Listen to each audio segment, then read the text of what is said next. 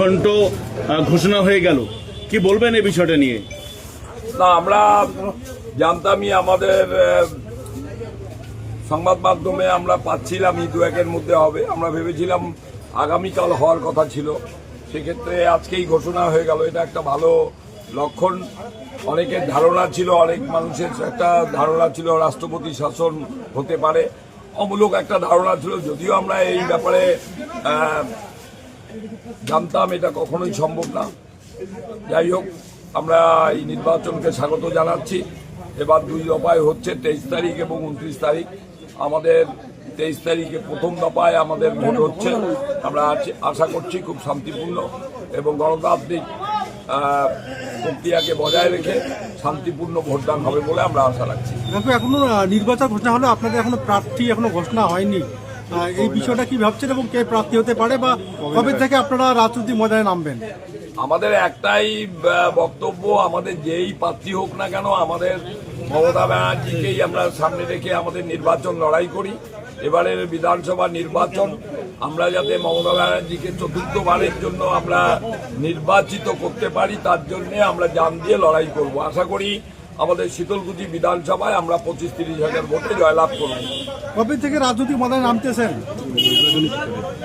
আমরা তো 365 দিনই রাজনীতির অঙ্গনে থাকি। আমাদের কাছে ভোট কোনো নতুনত্ব নেই।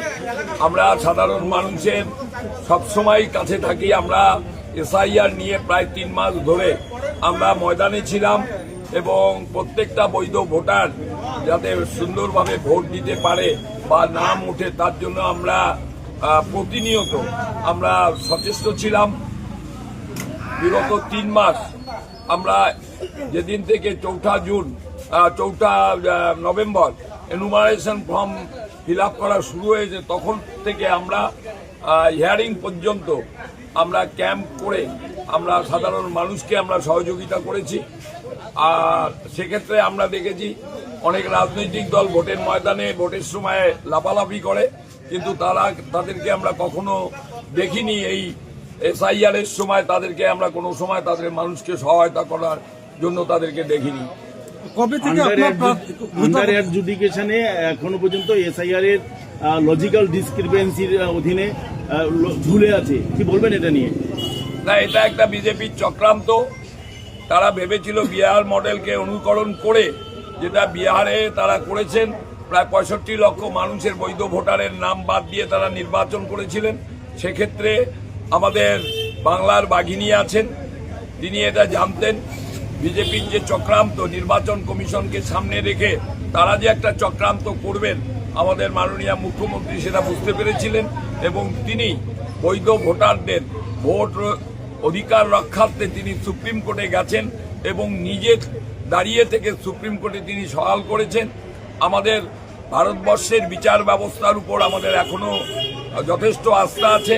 আমরা জানি সিবিআই, ইডিকে তারা বিজেপি সরকার তাদেরকে কিনে নিয়েছে, কিন্তু ভারতবর্ষের বিচার ব্যবস্থাকে তারা এখনো কিনতে পারেননি।